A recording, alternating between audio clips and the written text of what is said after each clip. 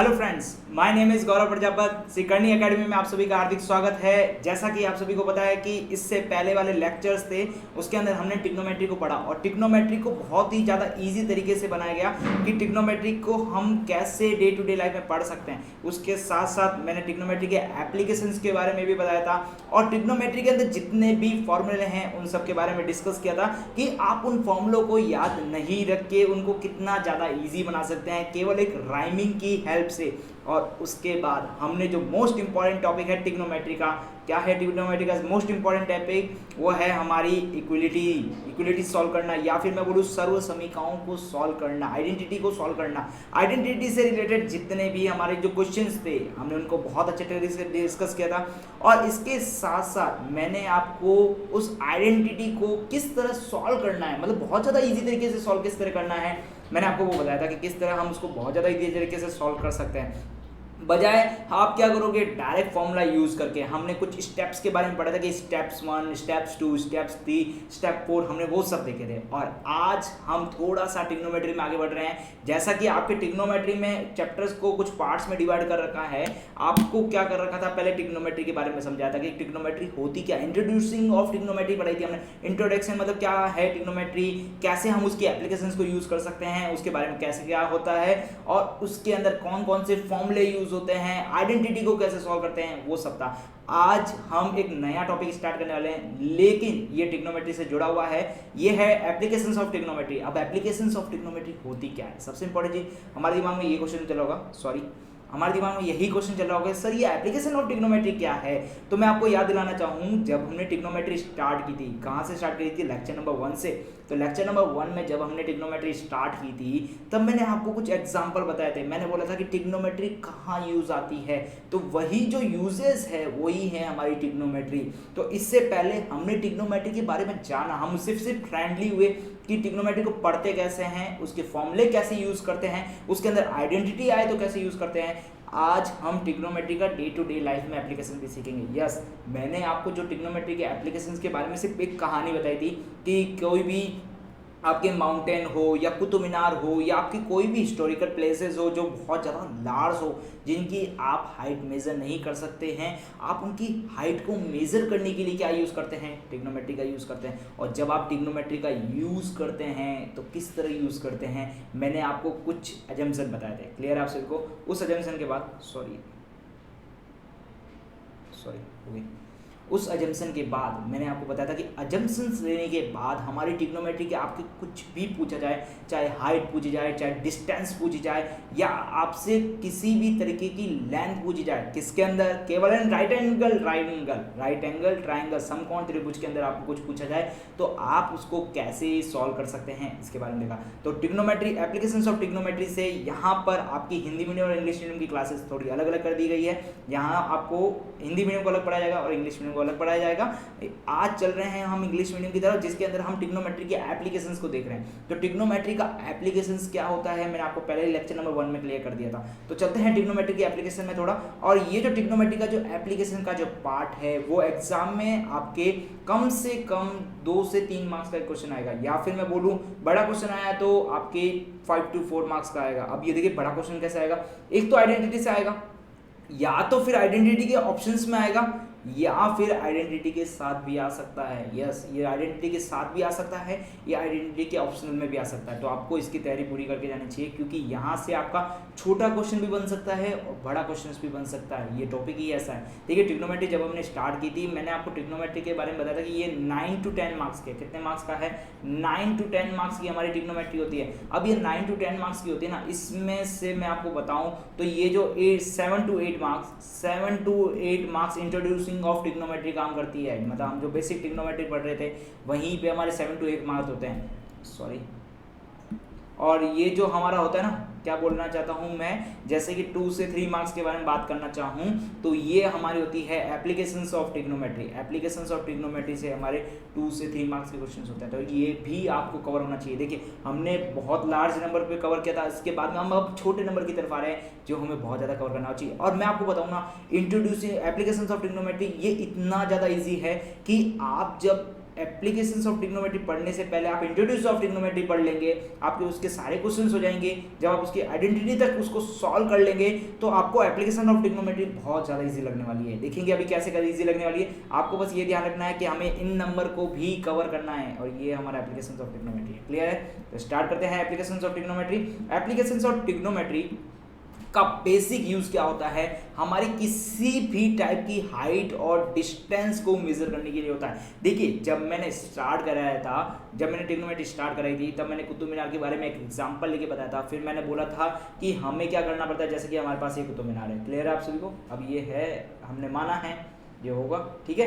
तो यहाँ पर मैं यहाँ पर खड़ा हूँ, ठीक है, मुझे इसकी हाइट को मेजर करना है। अब मुझे बेसिकली इसकी क्या मेजर करनी होती है, हाइट मेजर करनी होती है, ठीक है। फिर मैंने क्या बोला था, मैं यहाँ से इसको देखूंगा तो ये मेरा एक राइट एंगल ट्राइंगल बनता हुआ नजर आएगा, और मेरे कुछ अजम्पशन से मैंने इसको क्या माना था, एक पॉइंट ऑफ लाइन मान लिया था, और यहाँ पर मुझे 90 डिग्री बन चुका था। तो मैंने क्या बोला था, ये मेरा O है, ये A है और ये B है। तो ये हमारे पास क्या बन गया था, एक राइट एंगल ट्राइंगल बन गया था। और मैंने क्या बोला था, इस राइट एंगल ट्राइंगल में मुझे क्या मेजर करनी है, हाइट मेजर करनी है। बेसिकली हमारे पास क्या मेजर हो रखी होती है, बेस मेजर हो रखी होती है। बेस का मतलब मैं बोलूँ तो क्या हो चुकी होती है, OB की जो डिस्टेंस है, OB की जो डिस्टेंस है वो हमें पता होता है कि OB की जो डिस्टेंस है उसके बारे में हमें पता होता है कि OB की डिस्टेंस क्या होने वाली है, ये हमें पता होता है, क्योंकि हम इसको बहुत ज़्यादा इजीली तरीके से मेजर कर सकते हैं। हमारी गाड़ी में स्पीडोमीटर होता है, वहाँ पर हमारे किलोमीटर भी लिखा होता है, तो वहाँ से हम OB की डिस्टेंस बहुत इजीली मेजर कर सकते हैं। लेकिन यदि ये कुतुब मीनार की जगह माउंट एवरेस्ट होता तो फिर आप क्या करते हैं, वहाँ पर आप उसको इजीली मेजर नहीं कर पाते हैं, तब आपको कुछ अजम्पशंस लगा के ट्रिग्नोमेट्री की हेल्प लेनी पड़ती है। क्लियर आप सभी को? अब देखिए मैंने क्या बोला था कि यदि मुझे ये वाला जो एंगल है, ये वाला एंगल किसकी बात कर रहा हूँ, OA एंड OB के बीच का जो एंगल्स है, ये दो लाइंस हैं, इन दोनों के बीच का जो एंगल है, यदि मुझे वो मिल जाए तो मेरे पास 6 फॉर्मूले हैं। कितने फॉर्मूले? 6 फॉर्मूले हैं। मुझे 6 फॉर्मूले की हेल्प से मैं OA और OB के बीच का एंगल मिल जाए, प्लस मेरे पास 6 फॉर्मूले की हेल्प से मैं इस हाइट को मेजर कर सकता हूँ। ये हमने सीखा था, हमने पहले भी बताया था, मैंने इससे पहले इंट्रोड्यूस ऑफ ट्रिग्नोमेट्री में, तो वहाँ पर हम इसकी हाइट को मेजर कर सकते हैं। अब देखिए मैं आपको बोला था कि एंगल मेजर करने के लिए हमारे पास बहुत से इंस्ट्रूमेंट है। तो यहाँ पर आप ये जो डायग्राम देख रहे हैं, एर्थोडाइट्स इंस्ट्रूमेंट होता है, जिसकी हेल्प से क्या होता है, इसकी हेल्प से क्या होता है, जैसे कि इसमें क्या होती है, एक बेस लाइन होती है। जैसे मैं ये बोलूँ ये बेस लाइन है, और ये हमारा कुछ माउंट एवरेस्ट मान लो या कोई भी एवरेस्ट मान लो, ठीक है, ये हमारे पास कोई एवरेस्ट है। तो ये क्या करता है कि इसकी जो बेस लाइन है और इसकी जो पीक लाइन है, कौन सी लाइन है, ये वाली जो पीक पॉइंट पे जो पीक लाइन होती है, ये लाइन बन नहीं रही है, क्लियर, ओके। अब देखिए मैं आपको बताना चाहूँ तो ये तो हो गया हमारा पीक पॉइंट, और ये हमारा हो गया बेस पॉइंट, और यहाँ पर हम O पे खड़े हैं। तो ये क्या करता है, इसकी हेल्प से ये इसका बेस पॉइंट और इसकी जो पीक लाइन है, बेस लाइन और पीक लाइन से हमारे बीच का ये जो एंगल है, एंगल मतलब ये जो एंगल थीटा है, वो हमें थीटा मेजर करके देता है। तो ये इंस्ट्रूमेंट है जिसकी हेल्प से हम मेजर करते हैं। मैंने आपको पहले भी बताया था, इंट्रोड्यूसिंग ऑफ ट्रिग्नोमेट्री जब हमारी स्टार्ट हुई थी, तब मैंने आपको एक एंगल मेजर करने के लिए मीटर के बारे में बताया था कि एंगल मेजर करने का एक मीटर होता है, जिसकी वजह से आप उन दोनों के बीच का एंगल मेजर कर सकते हो। तो वो जो एंगल्स है मैं आज आपको दिखा रहा हूँ कि इस टाइप का कोई एंगल्स होता है, इस टाइप का एंगल्स होता है जिसके अंदर आप एंगल मेजर कर सकते हैं, किसी भी दो चीज़ों के बीच की, मतलब कोई भी हाइट के बीच का एंगल मेजर कर सकते हैं। अब जब आपके पास एंगल आ चुका है, आपके पास बेस आ चुका है, तो अब आपके पास 6 फॉर्मूले हैं। अब 6 फॉर्मूले को एक बार क्विकली रिविजन कर लेते हैं। देखिए 6 फॉर्मूले क्या है, मैं राइमिंग से याद करवाना चाहूँ तो आपको क्या राइमिंग होगी, पंडित बद्री, थोड़ा बड़ा करते हैं, देखिए पंडित बद्री प्रसाद, और नीचे बोले तो क्या आएगा, तो यहाँ आएगा हर हर बोले। ये हमारी कुछ राइमिंग थी, पंडित बद्री प्रसाद हर हर बोले। यहाँ से हमने 6 ट्रिग्नोमेट्री रेशियोज निकाले थे। अब एक बार फटाफट क्विकली 6 ट्रिग्नोमेट्री रेशियोज को याद कर लेते हैं, क्योंकि मैं आपको बताना चाहूँ कि आप जब इसके अंदर क्वेश्चंस करेंगे, आप चाहे इसका कोई भी क्वेश्चन उठा लीजिए, आपको इस 6 फॉर्मूले से बाहर कोई भी क्वेश्चन नहीं पूछेगा। और मैं 6 फॉर्मूले की भी बात नहीं करूँ, मैं 6 फॉर्मूले की भी बात नहीं करूंगा, मैं बस आपको 3 फॉर्मूले ऐसे याद करने के लिए बोलूंगा इस चैप्टर्स के लिए। वो जो 3 फॉर्मूले हैं उनका ही पूरा यूज होगा, और उन 3 फॉर्मूलों में भी एक ही मात्र ऐसा फॉर्मूला है जिसे आप बहुत ज़्यादा फ्रिक्वेंटली और रेगुलरली यूज़ करेंगे। देखिए फॉर्मूला क्या है, पहले इसको रिमेंबर कर लेते हैं कि ये वाले फॉर्मूले क्या है, पहले इसको भी कर लेते हैं ताकि हमें याद हो जाए कि हमने इससे पहले क्या फॉर्मूले पढ़े थे। अच्छा, P का मतलब यहाँ पर परपेंडिकुलर होता है, B का मतलब बेस होता है, H का मतलब हाइपोटेनियस होता है, और बस सब क्लियर है। तो अब आगे बढ़ते हैं। देखिए जब मैं P/H पढ़ता हूँ तो यहाँ पर मुझे मिलता है साइन थीटा, क्लियर आपको। जब मैं B/H पढ़ता हूँ तो मुझे मिलता है कॉस थीटा। जब मैं P/B पढ़ता हूँ तब मुझे मिलता है टेन थीटा, क्लियर आप सभी को। अब देखिए मैं नीचे से ऊपर पढ़ने वाला हूँ, T है तो ऐसा एक ही फॉर्मूला है 6 में से जहां पर T और आता है, तो वो है हमारा कॉट थीटा। यहाँ पर कंफ्यूजन क्लियर हो जानी चाहिए अब तक आपके लिए कि जब हमारे पास 6 फॉर्मूले हैं तो उनको किस तरह याद किया जाता है, ठीक है ना कि रट्टा मारा जाता है 6 फॉर्मूलों को, ठीक है। ज़्यादा रट्टे मारोगे एग्जाम में आप खुद कंफ्यूजन गलत करके आओगे, ठीक है। अब देखिए जब हमारे पास C है तो इसके अपोजिट में क्या आएगा, S आएगा, और S का एकमात्र ऐसा फॉर्मूला है जो साइन के अलावा है, वो है सेक थीटा, क्लियर आप सभी को। अब मैं और आगे चलता हूं तो देखिए साइन का उल्टा क्या होगा, जब S है तो नीचे क्या आएगा, C आएगा, तो क्या आएगा, कॉसेक थीटा। तो ये तो हो गए हमारे पास 6 फॉर्मूले। इन 6 फॉर्मूलों में मैं आपको जो बोल रहा था कि आपके वो ऐसे फॉर्मूले हैं जो बहुत ज़्यादा फ्रिक्वेंटली यूज़ होंगे। जैसे अब मैं यहाँ पर ग्रीन कलर से बताऊँ तो ये वाले जो फॉर्मूले बनाए हैं स्टार मार्क वाले, इस चैप्टर में ये सबसे ज़्यादा यूज़ होंगे। अब देखिए मैं जिस फॉर्मूले की बात कर रहा हूँ जो बहुत ज़्यादा फ्रिक्वेंटली यूज़ होगा वो है हमारा टेन थीटा वाला फॉर्मूला। टेन थीटा वाला फॉर्मूला आपके एग्जाम में बहुत ज़्यादा यूज़ होने वाला है, इस पूरे चैप्टर्स में सबसे ज़्यादा यूज़ होने वाला है, क्लियर आप सभी को। अब तक देखिए हमने ये जो 6 फॉर्मूले इन सबको यूज़ किया, स्टेप नंबर 1 हो चुका है हमारा यहाँ पर, स्टेप नंबर 1 में हमने क्या किया, इसको यूज़ किया। अब देखिए मैं बताना चाह रहा हूँ स्टेप नंबर 2 की तरफ बढ़ने वाला हूँ। देखिए स्टेप नंबर 1 चला गया, स्टेप नंबर 2। स्टेप नंबर 2 में हमें क्या चीज़ याद करनी है, हमें टेबल यूज़ होगी, बहुत ज़्यादा यूज़ होगी। टेबल से ही हमें क्या मिलने वाला है, एंगल थीटा की वैल्यू मिलने वाली है। क्यों मिलने वाली है, देखिए थीटा की वैल्यू ज़्यादातर क्या हो सकती है, 0 डिग्री हो सकती है, 30 डिग्री हो सकती है, 45 डिग्री हो सकती है, 60 डिग्री हो सकती है, और उसके बाद 90 डिग्री हो सकती है। इनके अलावा एग्जाम में आपसे किसी भी टाइप का थीटे की वैल्यू नहीं पूछी जाएगी, यही हमें ध्यान है। और अभी तक हमारे जो 10th क्लास का जो सिलेबस है उसके अंदर हमें बस इन्हीं एंगल्स के बारे में पता है, तो ये वाला जो है इन्हीं एंगल्स में से कोई एक एंगल्स के बारे में दिया होगा और आपसे उसी एंगल्स के बारे में पूछा जाएगा। तो जब इस एंगल्स के बारे में पूछा जाता है, जैसे कि मैं आपको बोलूँ कि tan 30 degree is equal to 3/x ऐसा कुछ लिखा होगा, तो आपको tan 30 की वैल्यू पता होनी चाहिए ना। तो tan 30 की वैल्यू आप कैसे निकालेंगे, tan 30 की वैल्यू आपको निकालनी पड़ेगी टेबल से। तो यहाँ पर आपकी टेबल बहुत ज़्यादा यूज होने वाली। तो मैंने आपको जब टेबल बनाई थी तब मैंने आपको बोला था कि टेबल को याद नहीं करना है जबकि बनाना है। अब देखिए सबसे इंपॉर्टेंट चीज मैं आज एक और बताने वाला हूँ। आप एग्जाम में जाएंगे, एग्जाम में जाते ही आपको कॉपी मिलेगी, कॉपी मिलते ही आप क्या कीजिए, कॉपी के जस्ट सबसे लास्ट वाला जो पेपर होता है जिसे आप रफ पेपर के रूप में यूज करते हैं, वहां पर आप टेबल ड्रॉ कर दीजिए, मतलब टेबल बना दीजिए। जब आप उसको टेबल बना दोगे तो आपको टेबल से रिलेटेड 2 क्वेश्चन एग्जाम में मिलने वाले। देखिए पहला क्वेश्चन कहाँ यूज किया था, जब हमने टेबल के क्वेश्चन किए थे, ठीक है, वो वाले जो क्वेश्चन थे वो भी हमारे 2 मार्क्स के थे। इसके अलावा ये वाला चैप्टर्स में यदि बड़ा क्वेश्चन आया तो 5 मार्क्स का आ जाएगा या 6 to 7 मार्क्स आ जाएगा। तो ये हमारे कुल मिला के टेबल से हमारे कितने क्वेश्चंस आ गए हैं, टेबल से क्वेश्चन आ गए हैं 7 मार्क्स के क्वेश्चन। तो ये 7 मार्क्स के क्वेश्चंस हो चुके हैं। तो इन 7 मार्क्स को क्वेश्चंस को गलत नहीं करना, क्योंकि सिर्फ एक टेबल से हमें वैल्यू रखनी है। तो टेबल का कितना यूज़ है, तो इसलिए आप टेबल को जितना जल्दी हो सके बनाने की कोशिश कीजिए, उसको लर्न करने की कोशिश कीजिए, कभी भी या उसको रटा नहीं मारना है, ठीक है ना। आप उसको बनाने का प्रोसेस देखिए और आप उसको फिर से बनाइए, क्लियर आप सभी को।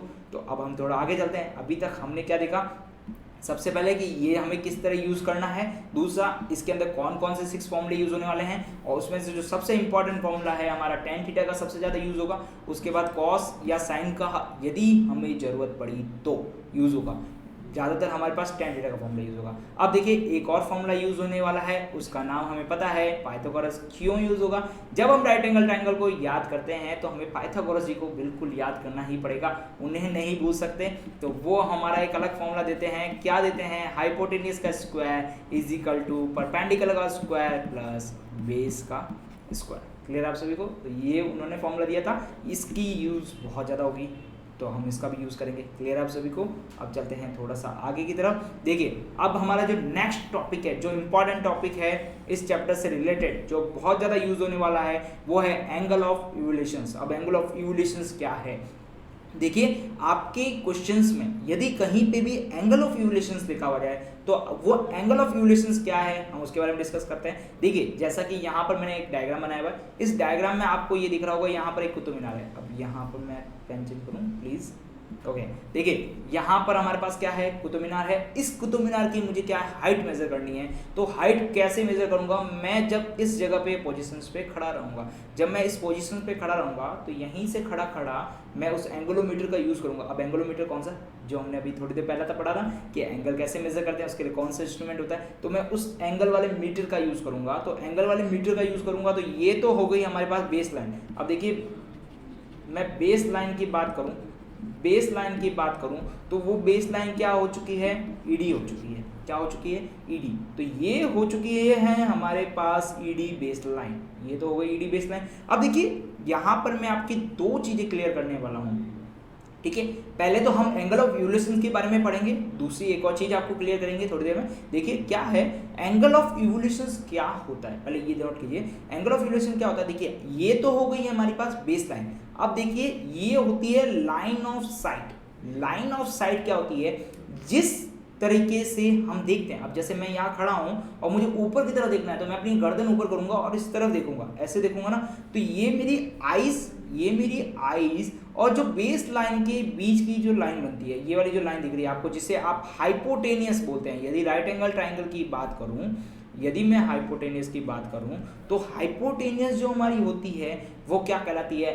Line of site. क्या कहलाती है? Line of site. तो लाइन ऑफ साइट के बारे में पता चल चुका है कि लाइन ऑफ साइट क्या होती है। देखिए लाइन ऑफ साइट और बेस एंगल के बीच वाला एंगल, अब मैं बेसिक लैंग्वेज में बात करूं तो जो हम स्टैंडर्ड एंगल्स मान के चल रहे थे, जिसे हम हाइट मेजर करते हैं, उस एंगल को ही क्या कहते हैं? Angle of evolution.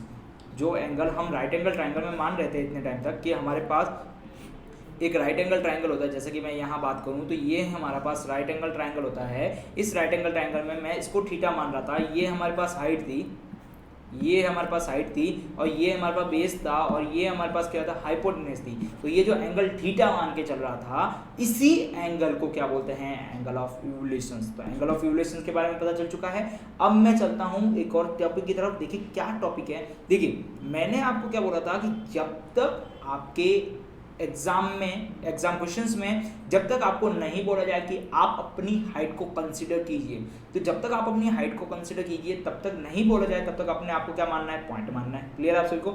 लेकिन आप इस डायग्राम में देखेंगे, जैसे मैं डायग्राम को एक बार रफ करता हूँ फिर से, तो यहाँ पर आप देखेंगे कि ये एक आदमी खड़ा है। क्लियर आप सभी को? अब ये आदमी खड़ा है तो इसकी जो बेस लाइन है जो होनी चाहिए थी, वो बेस लाइन क्या होनी चाहिए थी? ईडी होनी चाहिए थी। लेकिन ये आदमी जब उस डिवाइस का यूज करेगा और जब अपनी आईज से देखेगा, तब उसके लिए बेस लाइन क्या हो जाएगी? उसके लिए बेस लाइन हो जाएगी ए बी। क्या हो जाएगी?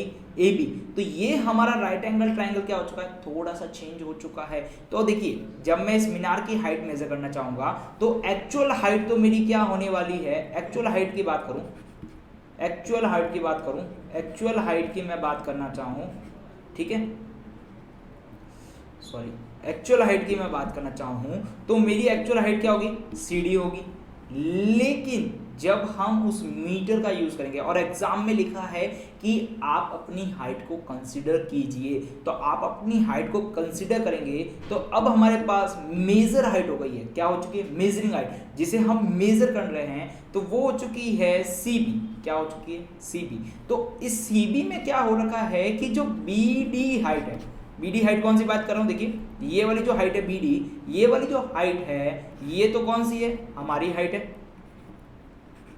माय करके लिख रहा हूँ, ठीक है, ये माई करके जो लिखी है मतलब ये हमारी हाइट है, लेकिन जो हमने मेजर की है, ये अब देखिए जो पेन चल रहा है ये हमारी क्या कहलाती है, मेजरिंग हाइट कहलाती है, जिसे हम मेजर कर रहे हैं। लेकिन जो एक्चुअल हाइट होनी चाहिए थी वो क्या है, हमारी मेजरिंग हाइट प्लस जो हमारी हाइट है, हमारी हाइट, ये दोनों मिला के हमारी जो एक्चुअल हाइट बनेगी वही हमारी एक्चुअल इस मीनार की क्या होगी, हाइट होगी। लेकिन जब हम इंस्ट्रूमेंट से यूज करते हैं और एग्जाम में लिखा हुआ होता है तब हम क्या यूज करते हैं, मेजरिंग हाइट का मेजर करते हैं। क्लियर आप सभी को? इसलिए मैंने आपको जब लेक्चर हमारा ट्रिग्नोमेट्री स्टार्ट हुआ था तब मैंने कुछ अजम्पशन बताए थे। उस अजम्पशन में मैंने क्या बोला था, अपने आप को क्या मानना है, पॉइंट मानना है। तो पॉइंट मानने से क्या होगा, पॉइंट मानने से क्या होगा कि अब हमें मेजरिंग हाइट और अपनी खुद की हाइट है उसको मेजर इंक्लूड नहीं करना पड़ेगा।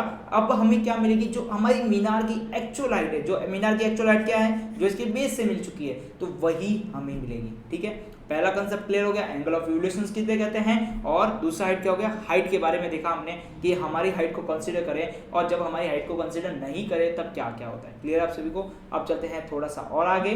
देखिए आज का दूसरा टॉपिक है angle of depressions. Angle of depressions, angle of depressions क्या होता है। अब मैंने क्या बोला था कि एक तो तरीका होता है कि हम नीचे खड़े खड़े किसी चीज को मेजर कर रहे हैं, ऊपर वाली हाइट को।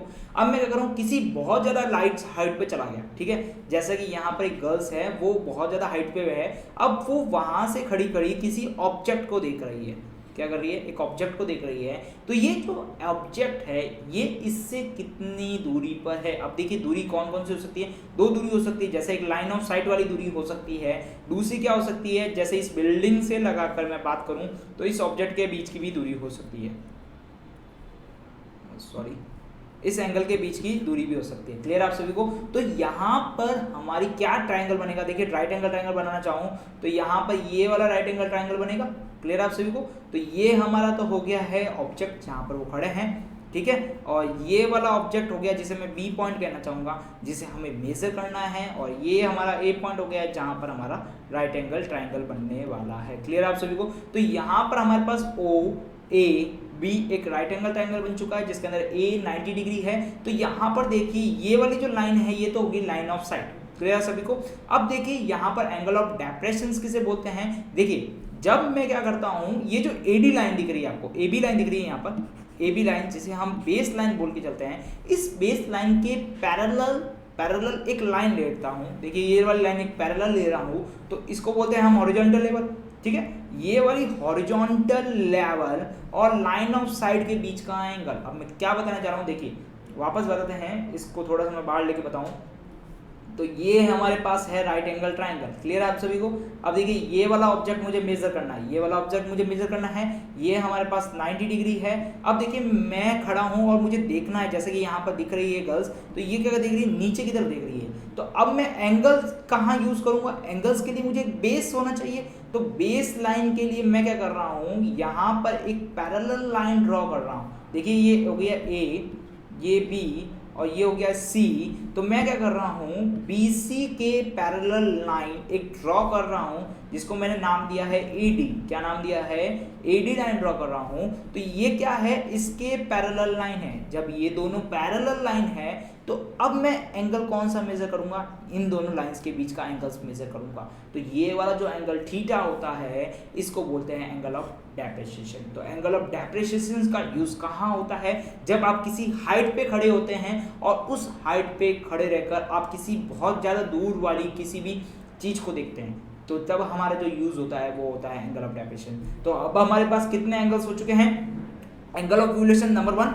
एक नंबर हो गया एंगल ऑफ रिवोल्यूशन, दूसरा नंबर कौन सा हो गया है, एंगल ऑफ डेप्रेशन। अब देखिए आपके एग्जाम में कैसे लिखा आएगा, या तो आप एंगल ऑफ रिवोल्यूशन के बारे में क्वेश्चन पूछा जाएगा या आपके एंगल ऑफ डेप्रेशन के बारे में पूछा जाएगा। इनमें से किसी एक एंगल के बारे में दे रखा होगा और फिर वो आपको कोई भी डिस्टेंस पूछेगा। और देखिए जब आपके पास एंगल ऑफ डेप्रेशन दे रखा हो, अब जैसे मैं आपको एक और चीज़ क्लियर करना चाहूँ, देखिए मैं यहाँ पर सारी क्लियर कर देता हूँ, आपको फिर बताना चाहूँगा। देखिए अब आपके मन में एक डाउट चल रहा होगा कि आपको तो मिल गया एंगल ऑफ डेप्रेशन, मतलब ये वाला एंगल। क्लियर आप सभी को? अब हमें इसके अंदर राइट एंगल ट्रायंगल लगाना है और हमें केवल ये वाली डिस्टेंस पता है, और हमें कौन सी डिस्टेंस में या तो ये पता हो सकती है या फिर हमें ये पता हो सकती है। या तो ये वाली लाइन पता हो सकती है या फिर हमें ये लाइन पता हो सकती है। हमें क्या निकालनी हो सकती है, या तो हमें हाइट निकालनी हो सकती है। चलो हाइट तो हमें पता हो सकती है क्योंकि जो उस मंजिल पे खड़ी होगी, मतलब ये जिस फ्लोर पे खड़ी हो सकती है या किसी हाइट पे खड़ी हो सकती है, वो हमें हाइट मिल सकती है। तो बेसिकली हमारे पास जो क्वेश्चंस रहेगा या तो लाइन ऑफ साइट निकालने का रहेगा या इसकी बेस निकालने के लिए रहेगी। तो जब लाइन ऑफ साइट या बेस निकालने के लिए रहेगी तब आपके पास तो एंगल ये वाला है, तो आपको एंगल चाहिए ये वाला। हमारे पास राइट एंगल ट्रायंगल है। कौन सा राइट एंगल ट्रायंगल है जो मैं आपको बना रहा हूँ, राइट एंगल ट्रायंगल, तो ये वाला है। और एंगल हमें ये दे रखा है, तब हमें एंगल के अंदर किस तरह यूज करना है इसको। तो देखिए एंगल ऑफ डेप्रेशंस में हमें ये वाला एंगल दे रखा है, क्लियर आप सभी को, ये वाला एंगल दे रखा है। अब देखिए ये वाली लाइन जो हमारे पास, ये वाली लाइन देखिए, ये वाली जो लाइन है और ये वाली जो लाइन है, इन दोनों लाइंस, ये दोनों लाइंस क्या है, पैरेलल लाइन है। और ये वाली लाइन क्या है, इसको कट कर रही है। ये वाली लाइन इसको क्या कर रही है, कट कर रही है। तो जब दो पैरेलल लाइन से एक दूसरे को कट करती है तब ये वाला जो एंगल्स होता है और ये वाला जो एंगल होता है, ये वाला एंगल और ये वाला एंगल, कौन सा एंगल, एंगल ऑफ डेप्रेशंस, और ये वाला एंगल एक्स जिसकी बात बता रहा हूं मैं, ये दोनों क्या होते हैं, सेम होते हैं। जब ये दोनों सेम हैं तो इसका मतलब एंगल ऑफ डेप्रेशंस की वैल्यू यदि हमें मिल जाए, एंगल ऑफ डेप्रेशंस की वैल्यू मिल जाए तो हम इस x की वैल्यू निकाल सकते हैं। और ये x क्या होता है, जब हम यहाँ खड़े होते हैं, मतलब इस ऑब्जेक्ट पे खड़े होते हैं और हम किसी और ऊपर वाली किसी चीज को, हाइट को देखते हैं, तो ये वाला एंगल क्या होता है, एंगल ऑफ इवोल्यूशन। तो एंगल ऑफ डेप्रेशन से हम एंगल ऑफ इवोल्यूशन निकाल सकते हैं। कैसे, ये हॉरिजॉन्टल लाइन, हॉरिजॉन्टल लेवल, मतलब ये जो पैरेलल लाइन है इसको ड्रॉ करके। तो जैसे ही हम पैरेलल लाइन को ड्रॉ करेंगे तो ये वाला एंगल और ये वाला एंगल दोनों सेम हो जाएगा, और जब ये दोनों एंगल सेम हो जाएंगे तो आपको x की वैल्यू मिल जाएगी। क्लियर आप सभी को। तो यहाँ पर आपको कंफ्यूजन नहीं होना है कि सर राइट एंगल ट्रायंगल तो हम ये वाला मान रहे हैं, कौन सा मान रहे हैं, ये वाला राइट एंगल ट्रायंगल मान रहे हैं, और एंगल हमें ऊपर वाला पता है। तो ये वाला एंगल और ये वाला एंगल सेम होता है क्योंकि जब हमने बोला ये दोनों लाइंस क्या पैरेलल है और ये वाली लाइन इसको कट कर रही है। क्लियर आप सभी को। अब चलते हैं थोड़ा सा आगे और कुछ क्वेश्चन की प्रैक्टिस करते हैं। अब तक हमने क्या क्या चीजें पढ़ी है, स्टेप नंबर 1 देख लेते हैं। देखिए क्या क्या हमने स्टेप्स पढ़े हैं। स्टेप नंबर 1 क्या है, हमारे पास 6 फॉर्मूला है, ठीक है। उसके बाद स्टेप नंबर 2 की बात करूं, स्टेप नंबर 2 के बाद में क्या पढ़ा हमने, स्टेप नंबर 2 के अंदर पढ़ा हमने टेबल के बारे में कि हमें टेबल कैसे यूज करनी होती है, टेबल कैसे आएगी, ठीक है, उसको कैसे लर्न करना है। स्टेप नंबर 3 की बात करूं, स्टेप नंबर 3 हमारे लिए जो इंपॉर्टेंट है वो हमने पढ़ा एंगल्स के बारे में कि हमारे पास कौन कौन से एंगल्स होते हैं, किसे हम लाइन ऑफ साइट्स बोलते हैं, कौन से हमारे एंगल ऑफ इवोल्यूशन और एंगल ऑफ डेप्रेशंस के बारे में पढ़ा। आज क्या हो रहा है, ठीक है, ओके, ये चीजें हमने पढ़ी, ठीक है। तो अब हमें क्या करना है, इन तीनों चीजों का यूज करके हमें क्वेश्चंस को सॉल्व करना है। तो क्वेश्चंस की तरफ बढ़ते हैं क्योंकि हमारे लिए एग्जाम में क्या इंपॉर्टेंट है, क्वेश्चंस इंपॉर्टेंट है। ये वाले टॉपिक्स तो हमें क्लियर हो चुके हैं, तो अब हम चलते हैं क्वेश्चन की तरफ जिससे हमारे और भी जितने भी कंफ्यूजन क्लियर हो जाए। देखिए क्वेश्चंस है हमारे पास, एग्जाम्पल ले रहा हूँ जो सबसे सिंपल एग्जाम्पल है, ठीक है।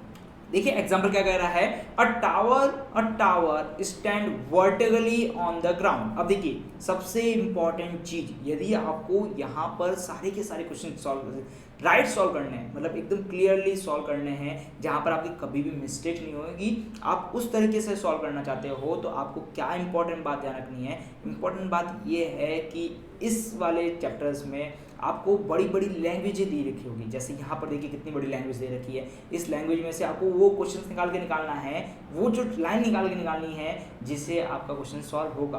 तो इम्पॉर्टेंट चीज़ क्या है आपके लिए कि इतने बड़े लैंग्वेज को देख के आपको घबराना नहीं है। फर्स्ट इंपॉर्टेंट चीज़ कि लैंग्वेज, अब देखिए यहाँ पर तो लैंग्वेज बहुत छोटी है, इससे आगे चलेंगे हम क्वेश्चन और करेंगे जहाँ पर आपको बहुत बड़ी बड़ी लैंग्वेजें दे रखी होगी। तो आपको लैंग्वेज को देख के घबराना नहीं है, लैंग्वेज को सीधा क्लियरफुली पढ़ना है। और दूसरी चीज़ क्या करनी है, लैंग्वेज को लाइन टू लाइन पढ़ना है, ठीक है ना। अब लाइन टू लाइन पढ़ने का मतलब क्या है, देखिए मैं आपको एक एग्जाम्पल से समझा रहा हूँ, फिर मैं आपको बताऊंगा कि किस तरह क्वेश्चन को सॉल्व करना है, ठीक है। तो क्या है यहाँ पर क्वेश्चन, देखिए अ tower stand vertically on the ground, पहली लाइन पढ़ ली हमने। तो यहाँ पर देखिए मैं एक टावर बना लेता हूँ। अब देखिए यहाँ पर मैं अजम्पशन के साथ ही काम करूँगा, तो आपको यहाँ पे कंफ्यूजन नहीं होना है कि सर आपने क्या काम कर रहे हो, आप टावर नहीं बना रहे हो, टावर की डिस्टेंस मेजर नहीं कर, मतलब जो लेंथ है वो क्लियरली मेजर नहीं कर रहे हो। तो मैंने आपको कुछ अजम्पशन बताए थे, आप उस अजम्पशन को फॉलो करना है। तो एक टावर है, ये हमारे पास ग्राउंड लाइन हो चुकी है, ग्राउंड लाइन को मैंने जी से डिफाइन किया है, ठीक है। यहाँ पर एक टावर खड़ा है तो यहाँ पर मैं स्टैंडली वर्टिकली, अब देखिए जब ये टावर खड़ा है तो बेसिकली हमें ये नॉलेज है कि ये 90 डिग्री पे खड़ा होगा, तो मैंने इसको 90 डिग्री बना दिया। क्लियर आप सभी को। अब चलते हैं from a point on ground, मतलब बोला है एक पॉइंट है ग्राउंड से विच इज 15 मीटर अवे। अब देखिए एक पॉइंट है, यहाँ कहीं पॉइंट होगा मुझे नहीं पता है, देखिए मैंने इस पॉइंट को मान लिया है, which is 15 metre away from the foot of the tower. अब देखिए फुट ऑफ द टावर की बात की गई है, तो ये हमारे पास टावर है, इसको मैं टी बोल रहा हूँ, ये हमारे पास टावर है। इस टावर का देखिए ये तो हो गया हमारा पीक पॉइंट, सबसे ऊपर वाला पॉइंट हो गया, पीक पॉइंट बोलते हैं जिसे हम। अब देखिए फुट ऑफ द टावर, जैसे हम खड़े हैं तो हमारा टॉप कौन सा है, ये जो सिर होता है ये हमारा टॉप कहलाता है, हमारे जो लेग होते हैं ये हमारे पास क्या होते हैं, फुट होते हैं। तो फुट ऑफ द टावर मतलब ये टावर खड़ा है तो इसका ये वाला पॉइंट क्या कहलाएगा, फुट ऑफ द टावर कहलाएगा। अब देखिए ये इसको, अब मैं इस सब पॉइंट को मिटाना चाहूंगा क्योंकि अब हमारे यहाँ से एक्चुअल क्वेश्चन स्टार्ट हो जाएगा, क्योंकि हमने ग्राउंड मान चुके हैं, टावर मान चुके हैं, टावर का पीक पॉइंट मान चुके हैं, अब हमारा टावर का फुट पॉइंट हो चुका है। तो मैं इस फुट पॉइंट को बी दे रहा हूँ और यहाँ जहाँ मैं खड़ा हूँ, मतलब एक पॉइंट है यहाँ पे खड़ा हूँ, ये कितने मीटर दूर है, ये कितने मीटर दूर है, तो ये हमारे पास 15 मीटर दूर है। कहाँ कितना दूर मीटर, 15 मीटर दूर पर है, तो ये हमारे पास मिल चुका है क्लियरली आप सभी को। ये हो गया फुट ऑफ टावर। अब देखिए एंगल ऑफ इवोल्यूशंस, अब मैंने आपको बताया था एंगल ऑफ इवोल्यूशंस किसे कहते हैं। एंगल ऑफ इवोल्यूशंस कैसे कहते हैं, जब मैं कहीं पे भी खड़ा हुआ हूँ और यहाँ से मैं टॉप ऑफ द टावर देखता हूँ, मतलब पीक ऑफ द टावर देखता हूँ, तो वही हमारा क्या कहलाता है, एंगल ऑफ इवोल्यूशंस। तो ये हो गया हमारे पास एंगल ऑफ इवोल्यूशंस, मतलब ये वाला थीटा। इस थीटा की देखिए angle of evolutions of the tower, of the top of the tower is found to be 60 degree, found to be 60 degree. इसका मतलब ये कितने डिग्री है, 60 डिग्री। तो क्या लिखा है, find the height of the tower, मतलब हमें क्या निकालना है, हाइट ऑफ द टावर। तो ये ए माना, इसको बी माना, तो इसको सी मान लेते हैं, और ये वाली चीज़ क्या कहलाएगी, मेरी हाइट कहलाएगी। क्लियर सभी को, ये हमारे पास हो गई है हाइट। तो अब हमें क्या मेजर करना है, हाइट मेजर करना है, और हमें क्या दे रखी है, 15 मीटर दे रखी है। अब देखिए यहाँ पर मुझे क्या दिख रहा है, एक राइट एंगल ट्रायंगल दिख रहा है क्लियरली, जिसमें हाइट मेजर करनी है, मतलब मुझे परपेंडिकुलर मेजर करना है, ठीक है। इसकी बेस मुझे पता है, बेस कितना है, 15 मीटर हमें पता है। इसके साथ साथ एंगल थीटा की मैं बात करूं तो वो मुझे मिल चुका है 60 डिग्री। एंगल ऑफ इवोल्यूशंस ही हमारे पास क्या होता है, थीटा कहलाता है, तो वो हमें मिल चुका है 60 डिग्री। अब मुझे राइट एंगल ट्रायंगल मिल चुका है। अब मुझे इस तरह का एक फॉर्मूला याद करना है जिसके अंदर P भी आता हो और B भी आता हो। एक ही एकमात्र फॉर्मूला है जिसके अंदर हमारा P भी आता है, B भी आता है, वो है हमारा tan थीटा। तो tan थीटा का जो फॉर्मूला होता है, आप यहाँ पर देखिए tan थीटा की मैं बात करूँ तो tan थीटा का जो फॉर्मूला होता है वो होता है परपेंडिकुलर अपॉन बेस। तो इसलिए मैंने आपको बोला था इस फॉर्मूले का यूज बहुत ज़्यादा होगा, तो आप इसे तो याद कर ही लीजिए। तो tan थीटा का फॉर्मूला क्या है, परपेंडिकुलर अपॉन बेस। अब देखिए परपेंडिकुलर वैल्यू तो हमें नहीं पता है, तो उसकी जगह मैंने क्या मान लिया है, x। लेट अज्यूम, यहाँ पर मैंने अज्यूम हाइट को माना है x मान लिया है, हाइट को क्या मान लिया है, x मान लिया है। और जो हमारे पास बेस की जो वैल्यू है वो मिल चुकी है हमें 15 मीटर, और एंगल जो थीटा है वो जो मिली है हमें 60 डिग्री। एंगल वैल्यू कितनी मिल चुकी है, 60 डिग्री मिल चुकी है। तो फटाफट हम इसके अंदर रख के आंसर निकालते हैं। देखिए कितना आता है आंसर, देखिए यहाँ पर मैंने लिखा है tan 60 degree is equal to, अब देखिए परपेंडिकुलर निकालना है तो परपेंडिकुलर की जगह मैंने रख दिया है x। अब हमें बेस, जो बेस वैल्यू है वो हमें पता है 15 मीटर। अब देखिए क्लियरली यहाँ पर मैं मीटर को मेंशन कर रहा हूँ। क्यों मीटर को मेंशन कर रहा हूँ, क्योंकि जो मेरी हाइट आएगी वो भी एक पैरामीटर में आएगी, या तो मीटर में आएगी या सेंटीमीटर में आएगी या किलोमीटर में आएगी, किसी ना किसी चीज़ में तो आएगी। तो मैं यहाँ पर मीटर में ही छोड़ रहा हूँ। क्लियर है आपकी। अब देखिए यहाँ पर मेरी टेबल यूज़ हो रही है, यहाँ पर मैंने टेबल यूज़ की है। टेबल कैसे यूज़ की है, tan 60 की जो वैल्यू है वो हमें पता होती है कितने टेबल से, √3। तो यहाँ पर हमें टेबल से वैल्यू मिली है √3 is equal to x is equal to 15 metre. अब ये जो 15 मीटर है आपको इधर मल्टीप्लाई कराना है, तो हमारे पास x इज इक्वल टू क्या हो चुका है, 15√3 मीटर। 15√3 मीटर। तो x क्या चीज़ है हमारे पास, x ही तो है हमारी हाइट। तो यहाँ पर x को हटा दूँ, अब मैं यहाँ पर हाइट ऑफ टावर लिख दूँ, हाइट ऑफ टावर। तो हाइट ऑफ टावर की जो वैल्यू हो चुकी है वो 15√3 मीटर हो चुकी है। अब आपको एक चीज़ काम करनी है, यहाँ पर आपको 15 को मल्टीप्लाई करना है, 1.37 से मल्टीप्लाई करोगे तो क्यों 1.37 करना है, क्योंकि √3 की जो वैल्यू होती है 1.37 होती है। तो आपको यहाँ पर आपकी हाइट एक्चुअल वैल्यू मिल जाएगी। आप एग्जाम में इस क्वेश्चन को यहाँ पर भी छोड़ सकते हैं और आप इस एग्जाम को इसमें अलावा भी निकाल सकते हैं। आपके पास यदि टाइम हो एग्जाम में तो आप इसको आगे भी सॉल्व कर सकते हैं क्लियरली। लेकिन जो हमारी एक्चुअल हमें जो हाइट निकालनी थी, इस हाइट की वैल्यू मिल चुकी है, हाइट की वैल्यू मिल चुकी है 15√3। ठीक है, यहाँ पर आपको √2 की भी वैल्यू याद करनी पड़ेगी क्योंकि √2 की वैल्यू भी काम आएगी। क्लियर है आप सभी को। यदि आपको हमारा आज वाला लेक्चर्स यदि आपको हमारा आज वाला लेक्चर अच्छा लगा है तो इसे लाइक कीजिएगा, अपने सारे दोस्तों में इसको शेयर कीजिएगा और हमारे चैनल्स को सब्सक्राइब कीजिएगा। इससे आगे वाले आने वाले वीडियोस में मैं आपको इससे रिलेटेड बहुत अच्छे अच्छे क्वेश्चंस कराने वाला हूं और इसके अंदर जितनी भी आपको डिफिकल्टी लगती है, चाहे वो लैंग्वेज पढ़ने में लगती हो, चाहे क्वेश्चन सॉल्व करने में लगती हो, तो मैं आपको उस सब चीज़ों के बारे में बहुत अच्छे ढंग से क्लियर कर दूंगा ताकि आपके जो एग्जाम में इस टाइप के क्वेश्चन आते हैं तो आप उस लैंग्वेज को किस तरह टेकल्स कर सकें। ठीक है, आपको यदि वीडियो अच्छा लगा है तो इसे लाइक कीजिएगा। Thank you.